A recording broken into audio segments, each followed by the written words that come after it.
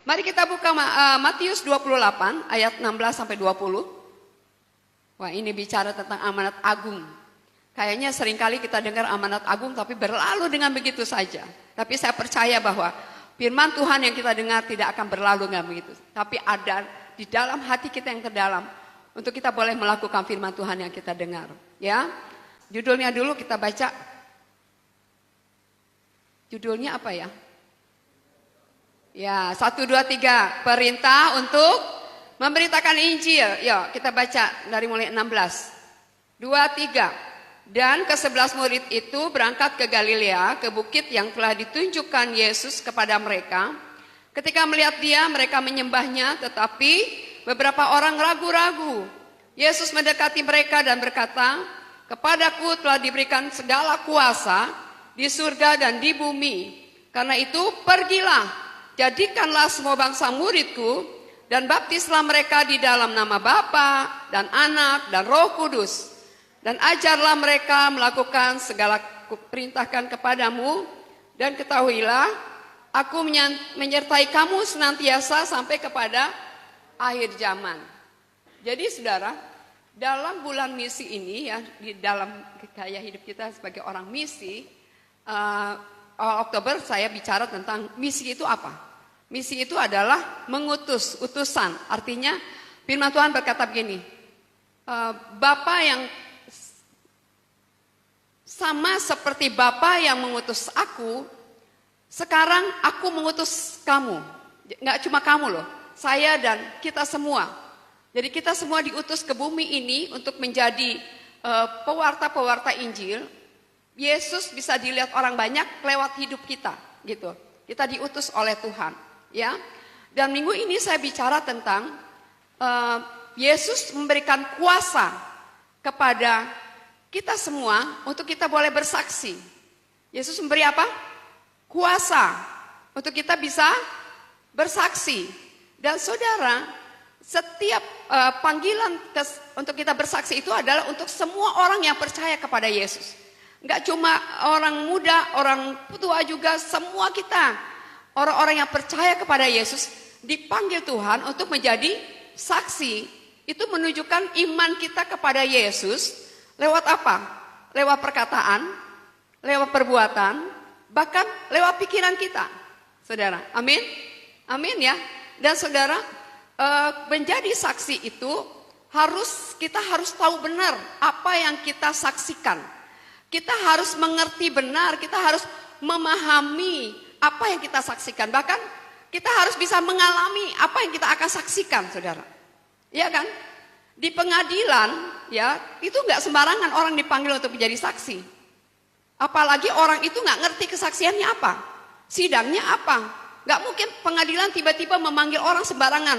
Kamu dibayar, bisa aja seperti itu, tapi itu akan menjadi kesaksian palsu, saudara. Dan saya yakin bahwa pengadilan yang benar-benar murni tidak akan sembarangan memilih orang untuk bersaksi. Dia harus tahu kejadian yang sebenarnya, saudara.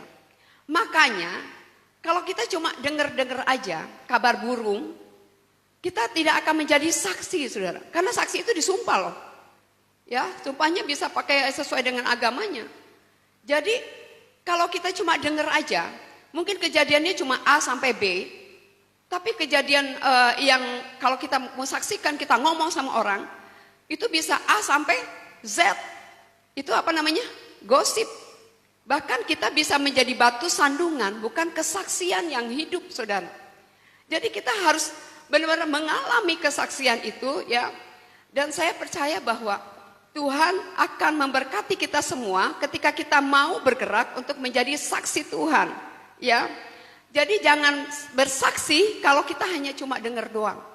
Dan saya percaya kalau orang yang alami kejadian itu, orang yang alami sesuatu kejadian ini, dia bahkan akan bilang, dan bahkan dia akan bersedia, panggil aku jadi saksi, karena saat saya tahu kejadian yang sebenarnya. Jadi nggak usah dipanggil pun dia akan menyerahkan dirinya untuk bersaksi gitu loh. Amin. Ya. Dan saudara, saya mau bilang bahwa kerohanian seseorang, kedewasaan rohani seseorang akan terlihat ketika dia mengalami pergumulan, ketika dia mengalami tantangan, ketika dia mengalami masalah, di situ kita akan lihat kualitas rohani orang itu. Bagaimana caranya dia menghadapi pergumulan itu? Bagaimana dia cara menghadapi masalah itu? Bagaimana dia cara menanggulangi segala apa yang dihadapinya yang tidak baik? Jadi, kenapa? Karena ketika seseorang bisa melewati pergumulan itu, kalau seorang yang percaya Yesus, yakin sama Tuhan, Tuhannya luar biasa, Tuhannya dahsyat, pergumulan apapun yang dia lewati, dia akan selalu bersyukur sama Tuhan. Amin. Dan saudara tahu bahwa, terima kasih Ibu cantik, Tuhan berkati. Dalam nama Yesus. Haleluya. Jadi saudara, minum dulu ya. Saya terlalu antusias bicara tentang bersaksi. Karena saya mau semuanya kita bergerak untuk bersaksi. Amin. Jadi saudara, kalau kita udah alami sesuatu yang tidak baik, dan misalnya sakit disembuhkan, dan sakitnya itu udah mau mati gitu, saya percaya saudara nggak akan tinggal diam lagi, tapi saudara mau bersaksi. Dan lewat segala sesuatu yang tidak baik itu, lewat segala sesuatu tantangan hidup yang kita alami itu menjadi ladang untuk kita bersaksi. Itu menjadi ladang kesaksian kita. Tapi kalau seseorang yang hidupnya cuma nggerutu, ngomel, aduh kenapa sih ini Tuhan, ini kenapa sih, tidak akan pernah ada kesaksian yang hidup dari hidupnya. Dan kita harus menjadi kesaksian lewat apa yang kita alami dari waktu lalu. Saya percaya kita semua pernah mengalami kesaksian, kasih sayang Tuhan atas kita, bagaimana kita disembuhkan, bagaimana kita ditolong Tuhan, bagaimana kita dijamah Tuhan, bagaimana kita benar-benar dibawa Tuhan naik ke tingkat yang lebih tinggi lewat masalah yang kita hadapi.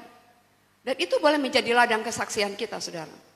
Tidak ada seorang pun yang bisa bersaksi tentang Kristus kalau dia tidak mengalami Kristus di dalam hidupnya. Tidak ada seorang yang bisa bersaksi yakin tentang Tuhan Yesus yang hebat kalau dia tidak mengalami perjumpaan secara pribadi dengan Tuhan. Jadi kalau saudara boleh koreksi diri sekarang, sampai aku hidup saat ini, pernah gak sih aku bersaksi tentang kebaikan Tuhan? Pernah gak sih ngomong sama Tuhan, Tuhan Yesus itu baik loh. Tuhan itu sungguh luar biasa.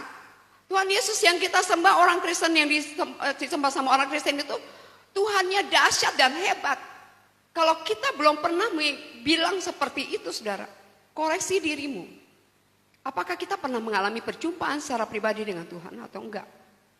Karena saya melihat satu kesaksian di Alkitab di dalam Yohanes 4 ya. Bagaimana seorang wanita Samaria, dia berjumpa dengan Yesus. Padahal pada waktu itu Yesus lagi capek banget gitu. Lagi letih, lagi lesu, jam 12 siang, saudara. Ini Kupang juga sama ya, kalau udah mulai jam 10, kalau pagi masih sejuk, jam 10 udah mulai, waduh. Jam 12 siang, waktu Yesus berjumpa dengan perempuan Samaria itu di sumur, itu Yesus lagi capek. Tapi secapek-capeknya Yesus, dia tetap akan bersaksi, menyaksikan, memberikan air hidup kepada dia. Ini ceritanya sungguh ironis gitu, karena gini loh saudara, tapi kalau bersama Yesus itu memang amazing, luar biasa. Yang tadinya Yesus lagi capek, lagi haus, dia lihat sumur, dia datang ke sumur dan dia ketemu dengan wanita Samaria. Lalu ketika dia ketemu wanita Samaria, Yesus bilang, minta dong air buat saya. Lalu terjadi percakapan dengan wanita Samaria itu. Dan saudara tahu, akhirnya apa? Akhirnya wanita Samaria itu yang minta air hidup sama Yesus. Karena Yesus bilang, kalau engkau minum dari airku, engkau tidak akan haus lagi. Bahkan air itu akan mengalir di dalam hidupmu dan akan memancarkan keluar. Dan sampai akhir zaman itu akan terus terjadi. Dan saudara, apa yang terjadi dengan wanita Samaria itu? Yesus tahu pergumulan wanita Samaria ini. Yesus tahu siapa wanita Samaria ini. Dan saudara, kita jangan pernah bilang, aduh saya ini gak bisa apa-apa. Saya masih berdosa, dosa sebesar apapun, dosa semerah kirmizi pun tak sanggup diubahkan Yesus menjadi putih seperti salju. Amin. Jadi Yesus yang datang kepada wanita itu lagi minta air, Tapi akhirnya wanita itu yang minta air hidup sama Yesus. Yesus, aku mau. Supaya aku nggak haus lagi, supaya aku nggak usah timbal lagi di air di sini. Dan Yesus katakan apa? Mana suamimu? Dia bilang, saya nggak punya suami. Iyalah, Yesus bilang, kamu nggak punya suami sebab kamu punya 5 suami. Artinya betapa bobroknya orang ini, tetapi di mata Yesus, wanita itu sangat berharga. Apalagi kita, saudara.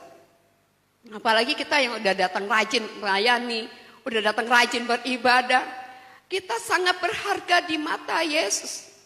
Dan setelah mengalami perjumpaan secara pribadi itu dengan Yesus, apa yang dilakukan wanita Samaria ini? Dia bilang, oh berarti engkau Mesias yang kami tunggu. Karena dia merasakan sukacita yang melimpah-limpah. Saya percaya saudara, orang yang sudah alami satu kejadian peristiwa, itu dia akan bercerita dengan sendirinya. Gak bisa dihentikan orang banyak. Bahkan dia akan teriak-teriak, Yesus itu baik loh. Yesus itu baik, kamu tahu gak sih? Ada Yesus yang sangat baik, di sana ada Mesias. Di sana ada Mesias. Dan seluruh kota, bahkan Samaria, dimenangkan oleh wanita Samaria ini. Untuk percaya kepada Yesus, datang kepada Yesus. Dan mereka menerima Yesus sebagai Tuhan dan Juru Selamat. Jadi yakinkan pada dirimu bahwa kita harus alami perjumpaan secara pribadi dengan Tuhan Yesus. Amin. Kalau belum itu minta sama Tuhan. Tuhan, aku mengalami perjumpaan supaya aku diubahkan Tuhan menjadi orang yang selalu antusias, selalu bersemangat, selalu bergairah. Kalau di dalam ladang Tuhan saya gak akan pernah diam. Saudara, kita akan terus bergerak, ya. Menjadi saksi Kristus itu tidak hitung waktu. Seperti wanita tadi, kalau udah ketemu Yesus. Dan saya melihat hamba-hamba Tuhan saat ini juga. Kalau udah ketemu Yesus, udah mengalami perjumpaan secara pribadi dengan Tuhan, dia tidak hitung waktu lagi, saudara. Gak hitung-hitungan tenaga lagi. Aduh, capek lah. Melayani lagi. Masa WL lagi, latihan lagi, capek. Tidak seperti itu lagi, saudara. Seperti ada tadi bilang apa? Kau tidak akan haus lagi. Tetapi air hidup itu akan mengalir, memancar keluar. Jadi kalau air mengalir itu kan ada sesuatu yang selalu sejuk, selalu sukacita. Orang yang di dalam Tuhan itu urat capeknya udah putus. Amin. Dan dia nggak akan hitung-hitungan lagi. Aduh berapa duit ya harus terbang ke Kupang. Aduh bolak-balik berapa duit itu. Saudara, kita nggak hitung-hitungan lagi masalah duit lagi. Bahkan kita mau bergerak sampai nyawa kita pun nggak apa-apa untuk kemuliaan Tuhan. Itu bagi orang yang udah berjumpa dengan Yesus secara pribadi. Bagaimana dia diselamatkan, bagaimana dia ditolong Tuhan, bagaimana dia disembuhkan Tuhan. Bagaimana dia mengalami kasih sayang Tuhan yang melimpah-limpah dalam hidupnya, saudara. Udah gak hitung-hitungan lagi. Dia mau berkorban gak bagi kemuliaan Tuhan. Dan ketika kita bersaksi, saudara, ada 3 hal yang saya catat di sini, ya, yang harus diingat dari yang kita baca tadi. Yang pertama itu diawali dengan kuasanya. Katakan kuasanya. Haleluya. Saat ini saya melihat banyak banner-banner, ya, bukan salah, mereka itu benar. Mereka akan menjadi pemimpin di satu kota, di daerah, menjadi bupati, jadi gubernur. Mereka mau berkuasa. Dan banyak orang-orang yang mau punya kuasa, punya power. Kalau di kantor maunya jadi kepala, didoakan terus jadi kepala dan bukan ekor. Kenapa kita mau punya kuasa? Karena dengan punya kuasa, harga diri kita menjadi tinggi. Kita menjadi naik level, iya enggak? Itu kuasa di dunia, saudara. Nah ini Tuhan tadi katakan bahwa aku di dalam hidupku punya kuasa. Ayat 18 coba kamu buka.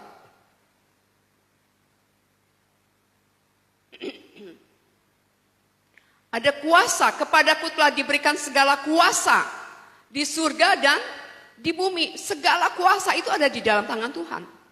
Dan ketika kita percaya bahwa Yesus Kristus adalah Tuhan, mengaku bahwa Tuhan Yesus adalah Tuhan di dalam hidupnya, otomatis saudara, kita menjadi anak Allah.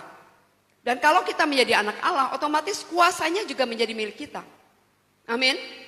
Jadi segala kuasa sudah diberikan kepada kita semua di surga dan di bumi. Diawali dengan kuasa. Jadi saat Yesus memberikan tugas kepada kita, tadi saya di awal bilang kan, tugas bersaksi itu adalah tugas semua orang percaya. Tapi Tuhan tidak membiarkan kita pergi begitu saja bersaksi. Sebelum pergi, Yesus memberikan kuasa kepada kita semua. Kuasa untuk apa? Kuasa untuk menaklukkan bumi ini di bawah tangan kita, saudara. Di bawah kaki kita bahkan. Ada kuasa yang hidup. Baik anak-anak maupun orang dewasa. Kita mau menyembuhkan orang dengan menyebutkan nama Yesus. Dan saya percaya mereka sembuh. Karena ada kuasa di dalam nama Yesus Tuhan. Amin.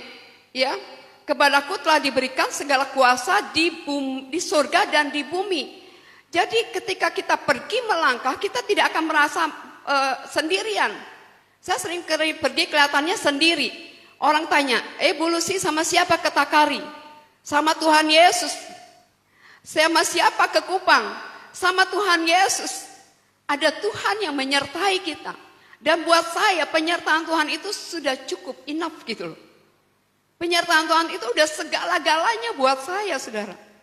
Karena itu sangat memberkati kita, ya. Jadi ketika kita melakukan amanat agungnya, kita mengingat bahwa ada kuasa Tuhan. Jadi kalau kita bisa menyembuhkan orang dalam nama Yesus, gitu, bangkit, sembuh. Dan saudara jangan kaget kalau orang itu bisa sembuh. Dan jangan juga jadi sombong kalau orang itu menjadi sembuh. Karena kuasa Tuhan yang kita tarik dari kuasa surga untuk menyembuhkan orang ini. Kita hanya alatnya aja. Kita hanya jadi corongnya Tuhan gitu. Lakukan aja yang terbaik. Dan saudara percaya bahwa kuasa Tuhan itu sungguh ada bagi kita semua. Dalam Kisah Rasul 1 ayat 8 mengatakan apa? Kamu akan menerima kuasa kalau Roh Kudus turun ke atas kamu. Dan kamu akan menjadi saksiku di mana? Yerusalem, seluruh Yudea, Samaria, sampai ke mana? Ke ujung bumi.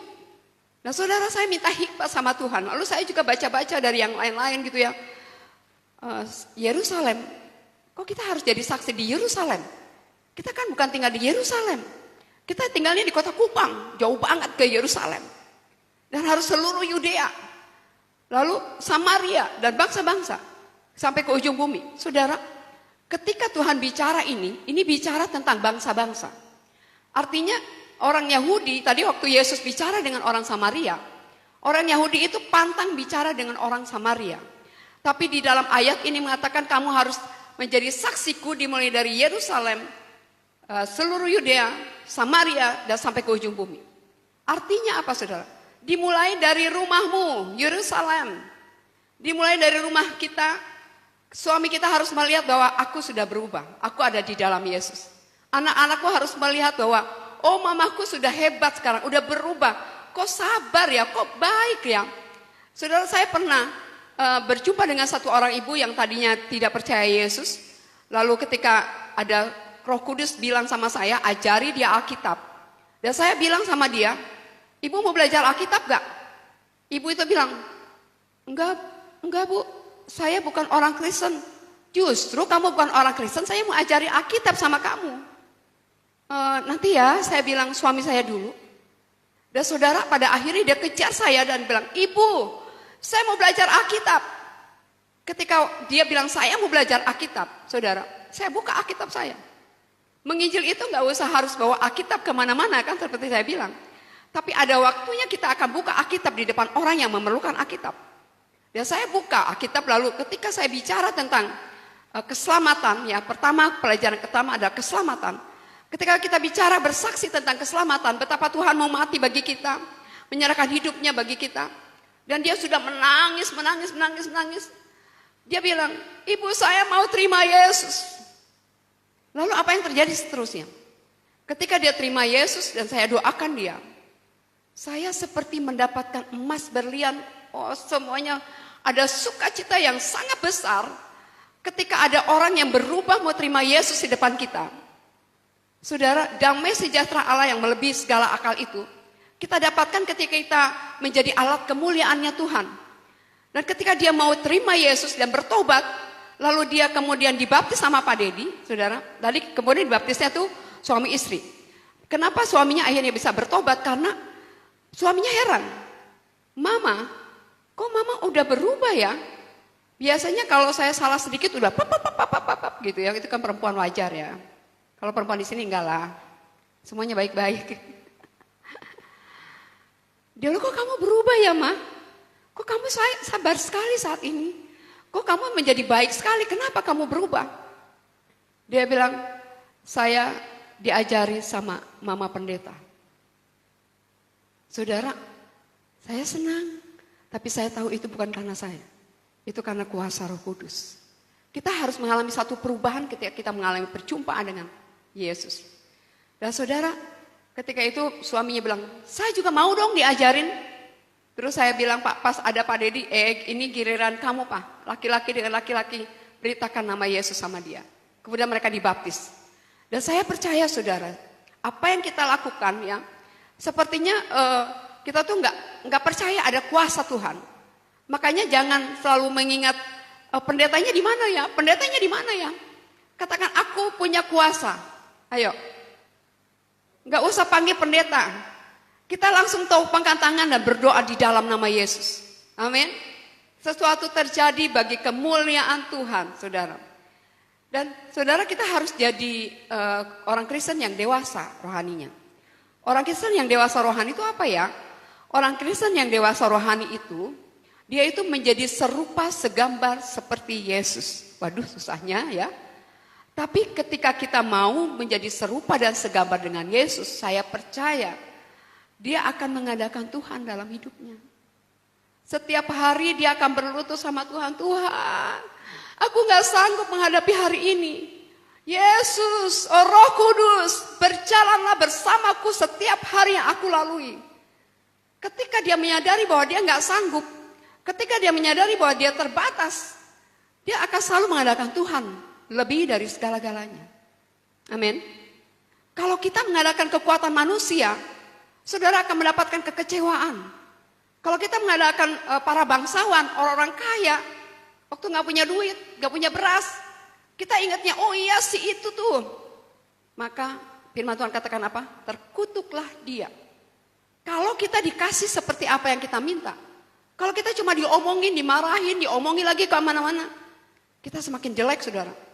Apalagi saya sebagai hamba Tuhan, waduh, kalau apa-apa tukang minta, apa-apa minta, ini hamba Tuhan apa-apaan gitu ya. Tidak dihargai orang dan tidak memuliakan Tuhan saudara. Tapi kalau kita apa-apa sama Roh Kudus, aku gak sanggup lagi Tuhan. Aku gak bisa lagi Tuhan. Tuhan akan segera datang dan menolong kita. Amin. Dan dia bahkan memampukan kita untuk bisa melakukan segala perkara yang kita bisa lakukan untuk kemuliaan Tuhan. Jadi saudara, kita harus bekerja sama dengan Roh Kudus setiap hari yang kita lalui. Dan saya percaya bahwa orang yang merasa terbatas, orang yang merasa kekurang di dalam hidupnya dan selalu mengandalkan Tuhan, pasti dia akan selalu punya rasa haus untuk kita baca firman Tuhan. Rasanya lapar, rohnya lapar untuk kita harus baca firman Tuhan. Baca firman Tuhannya setiap hari minimal 3 pasal.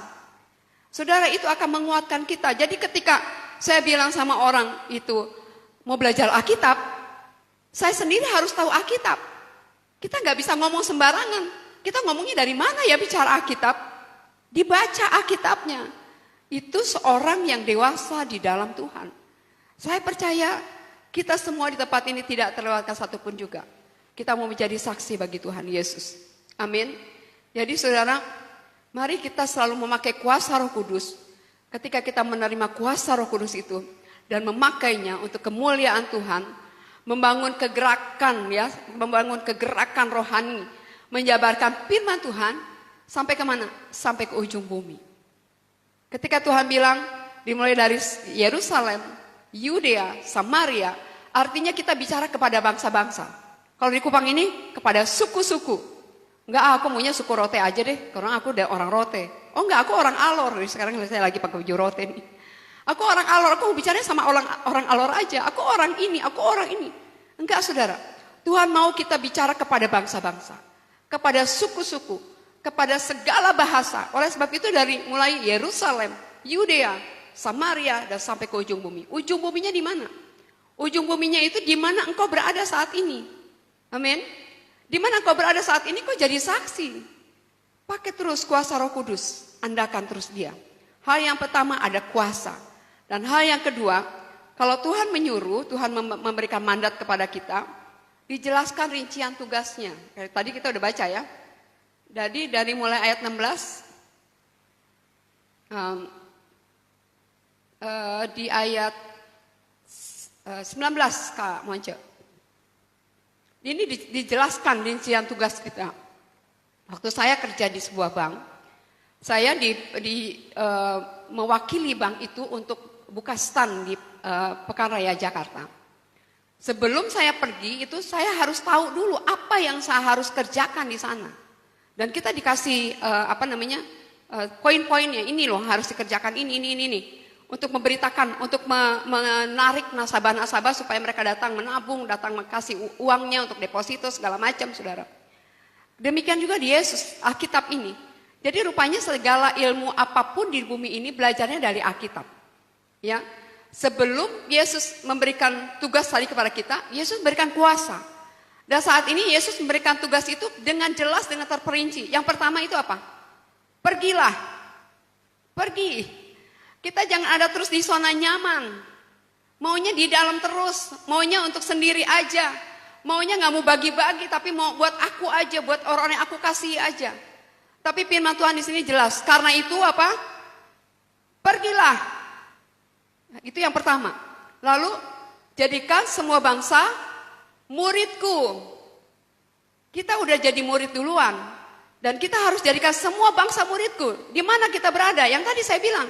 Dimulai dari Yerusalem, jadikan semua bangsa muridku, kemudian ke Yudea, ke Samaria, sampai ke ujung bumi. Dimanapun kita pergi di saat ini, saudara, jadikan semua bangsa muridku, bicara tentang kebaikan Tuhan yang tidak pernah habis dalam hidup kita. Bicara tentang kebaikan Tuhan yang selalu tepat pada waktunya. Menurut kita mungkin kayaknya terlambat, tapi bagi Tuhan itu tepat pada waktunya. Amin. Dan pertolongan Tuhan itu selalu ada bagi kita semua. Kalau kita selalu berteriak, Tuhan tolong saya. Kalau Ibu Lucy tolong saya, itu belum tentu datang cepat. Saudara. Tapi kalau Tuhan tolong saya, segera langsung Tuhan pasti tolong kita. Dan apa setelah menjadikan bangsa muridku, murid di sini dalam bahasa Inggris bahasanya tuh disciples. Murid apa? Disciple. Disciple itu artinya adalah disiplin. Jadi kalau kita yang sudah menjadi dewasa rohani di dalam Tuhan, kita punya satu komitmen kepada Tuhan untuk kita mau punya disiplin dalam hidup kita. Disiplin untuk beribadah, disiplin untuk baca Alkitab, disiplin untuk berdoa. Jadi kita punya komitmennya sama Tuhan. Kita disiplin, kita punya kedisiplinan, itulah murid. Dan ketika kita menjadi murid, kita mau menjadikan mereka murid Tuhan. Lalu setelah mereka menjadi murid Tuhan, kita harus bisa membaptis mereka. Amin.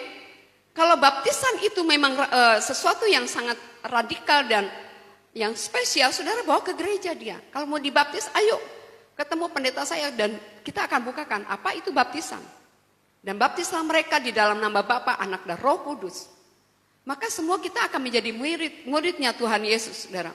Kita akan bisa melakukan apa yang Tuhan ingin lakukan dalam hidup kita. Secara manusiawi kayaknya gak mudah ya. Bu susah banget sih bu. Aduh itu amanat agung tuh susah sekali. Saya udah berpuluh-puluh tahun jadi anak Tuhan. Saya udah berpuluh-puluh tahun ke gereja. Tapi kok kayaknya sulit banget ya untuk kita memberitakan nama Yesus. Makanya oleh sebab itu saudara, libatkan terus Roh Kudus dalam hidup kita. Maka Roh Kudus akan memampukan kita memberitakan nama Yesus secara otomatis lewat mulut kita. Dan kita boleh menjadi kesaksian. Kita bukan menjadi batu sandungan buat orang lain. Tapi menjadi kesaksian bagi orang banyak dari sekeliling kita. Haleluya. Hal yang ketiga, saudara yang saya catat di sini bahwa penyertaan Tuhan itu sempurna. Ya, tadi kita baca apa? Bahwa dan ketahuilah aku senantiasa menyertai kamu sampai akhir zaman.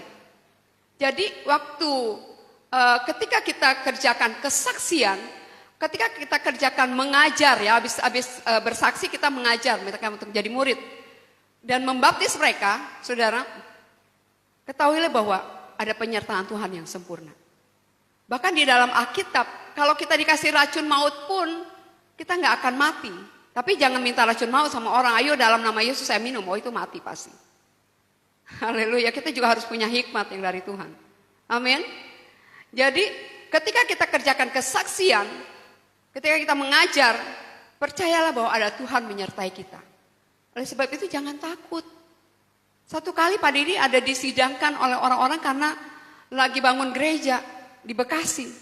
Dan dia disidang itu di tengah-tengah para petinggi-petinggi agama-agama lain di situ. Disidang gitu loh saudara. Tapi kata Pak Didi, ada kata-kata yang bisa keluar yang sebenarnya dia nggak pikirin. Tapi itu saya percaya kuasa Roh Kudus. Dan itu bisa bikin jadi adem buat orang-orang itu dan menerima bahwa oh iya boleh gereja itu dibangun. Dan itulah penyertaan Tuhan yang sempurna buat kita semua. Amin.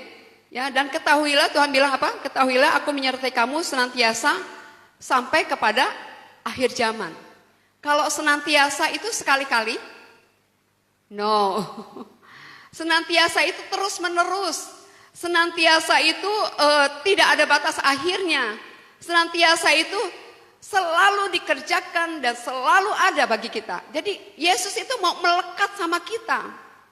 Yesus itu mau dekat sama kita. Kok kenapa kita mau jauh-jauh dari Tuhan?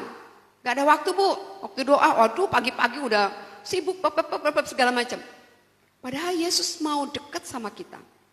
Yesus mau intim sama kita. Makanya dia bilang, aku menyertai kamu, kemana aja kamu pergi aku ikut. Gak pernah Tuhan tinggalkan kita sendirian saudara. Penyertaan Tuhan itu kekal sampai selama-lamanya saudara. Dan penyertaan ini diberikan kepada kita untuk kita bisa melakukan tugas panggilan Tuhan. Untuk menjadi alat kemuliaan Tuhan. Untuk kita bisa bersaksi. Amin. Untuk kita bisa menyaksikan kemuliaannya Tuhan ya. Penyertaannya Tuhan adalah penyertaan yang sempurna. Katakan sempurna. Sempurna itu gak ada cacatnya. Jadi penyertaan Tuhan itu sungguh luar biasa bagi kita. Saya paling tidak suka sendirian. Kayaknya memang saya gak pernah bisa sendirian. Tapi saya tahu ketika saya sendiri ada Yesus yang menyertai saya. Ada Tuhan yang menyertai kita semua. Jadi gak ada alasan lagi ya untuk kita tidak bersaksi ya. Di mana kita harus bersaksi? Di mana Tuhan tempatkan kita menjadi apa, siapa kita. Disitulah tempat kita bersaksi. Saya percaya pasti saudara akan berjumpa dengan orang-orang yang mungkin teman kita, sahabat kita. Justru kalau kita dekat sama dia, kita akan mengerti raut wajahnya kok berubah ya. Kok kali ini dia gak suka cita ya. Kita akan bisa ngobrol sama dia dan kita bisa menyaksikan kasih kuasa Tuhan. Dan saudara kita harus minta hikmat sama Tuhan. Minta kepekaan roh yang dari Tuhan. Sebab keperluan orang tuh masing-masing. Seperti tadi Yesus berjumpa dengan wanita Samaria. Yang dia katakan, kamu tidak akan haus lagi. Karena memang perempuan ini lagi haus. Haus laki-laki. Satu laki-laki gak cukup, 5 laki-laki gak cukup. Tapi Tuhan bilang kalau kamu minum dari airku, engkau tidak haus lagi. Bahkan engkau akan, air yang kau minum itu akan mengalir dalam tubuhmu dan akan memancar keluar sampai kepada akhir zaman. Yesus tahu kebutuhannya. Lalu Yesus waktu ketemu dengan Sakius, saudara. Apa yang Yesus lakukan? Yesus juga tahu keperluannya Sakius. Jadi artinya gini loh. Kita akan minta hikmah sama Tuhan ketika kita menjumpai orang demi orang, teman demi teman gitu ya. Saudara demi saudara. Tuhan berikan hikmat kepadaku, Tuhan berikan kepekaan roh kepadaku untuk aku harus bicara apa sama dia. Ada kalanya mungkin saya pernah begini saudara. Waktu saya bicara dengan seseorang, anak muda, perempuan. Saya rasakan ada roh yang lain dalam diri dia. Terus dia bilang gini, ibu kalau ibu tahu saya siapa, pasti ibu gak mau deket-deket sama saya. Terus saya kayak so tahu gitu, tapi saya tahu itu Roh Kudus. Saya tahu siapa kamu. Terus dia bilang apa? Memang apa yang ibu tahu? Terus saya bilang sama dia, kamu suka perempuan kan? Padahal ini wanita, gadis, ya saudara. Terus dia langsung menangis, iya ibu gitu. Jadi Tuhan akan kasih hikmat sama kita. Tuhan akan kasih kepekaan dan itu minta terus sama Tuhan. Keperluannya beda-beda. Mungkin ada orang yang keperluannya memang duit gitu ya. Dan kita gak punya duit bu. Tapi kita bisa kasih solusi dengan doa. Doa kita sedang menarik kuasa surga di bumi ini saudara. Jadi jangan pelit-pelit untuk mendoakan orang-orang sekitarmu. Doakan dia. Saya percaya akan kita menarik damai sejahtera, kuasa Tuhan yang dari surga turun atas orang itu. Dan dia akan merasakan damai sejahtera. Kok beda ya? Sebelum didoakan sama kamu, kok aku sekarang kayaknya udah tenang, saya kayaknya bisa bekerja lagi. Dan saya kayaknya bisa tahu jalan solusinya apa. Saudara percaya itu? Kita jadi alat kemuliaannya Tuhan? Mau? Ayo bersaksi. Oleh darah anak domba. Oleh apa? Oleh. Bukan kesaksian kamu ya. Oleh kesaksian kita. Apa lagi? Iblis dikalahkan kuasanya. Dihancurkan oleh darah anak domba. Yesus naik ke surga, saudara. Tapi Yesus perlu tangan kita untuk menjamah orang-orang di sekitar kita. Mendoakan. Yesus naik ke surga, tapi Yesus perlu kaki kita untuk melangkah bergerak. Bagi kemuliaan Tuhan. Mulai saat ini gak ada alasan lagi untuk tidak bersaksi. Amin. Bahkan minta sama Tuhan, Tuhan hari ini minta dong jiwa-jiwa untuk aku bisa doakan. Tuhan aku mau mendoakan, minta sama Tuhan. Saudara harus penuh dengan kuasa Roh Kudus. Libatkan terus kuasa Roh Kudus. Jangan pernah tidak melibatkan kuasa Roh Kudus. Saya tahu ini tidak mudah, tapi harus terus melangkah, harus terus pergi, harus terus melangkah. Kita harus move on gitu loh. Jangan cuma diam, aduh kok gerejanya gini terus ya? Ya kok gini sih gitu. Itu iblisnya senang saudara. Mari kita buat iblis dikalahkan. Oleh apa? Kesaksian kita. Oleh karena darah anak domba Allah bagi kita semua. Amin. Amin. Saya sungguh bergairah tentang kesaksian ini saudara. Karena kita semua punya mulut yang baik ini. Untuk bersaksi bukan ngomongin orang. Ngomongin Tuhan Yesus baik, Tuhan Yesus dahsyat, Tuhan Yesus hebat. Dia sanggup membukakan jalan bagimu sekalipun jalanmu tertutup. Contohnya ada laut yang besar, bilang gitu ya kita cerita. Ada laut yang besar waktu bangsa Israel mau menyeberang, itu lautnya besar. Saudara belum pernah ke sana, ayo kita pergi ke sana rame-rame. Lihat Red Sea. Amin. Lihat lautnya kayak apa sih? Kayak bulu bilang besar gitu ya. Pasti oh iya benar kok bisa ya bangsa Israel pergi ke sana. Buat Tuhan yang tidak mungkin bisa menjadi mungkin. Bagi Tuhan yang sulit tidak bisa menyulitkan kita. Karena bagi Tuhan segala sesuatu bisa menjadi mungkin. Karena Tuhan kita besar. Tuhan kita dahsyat, Tuhan kita hebat, Tuhan kita luar biasa. Beri kemuliaan bagi Tuhan Yesus. Amin. Haleluya. Mari kita bangkit berdiri.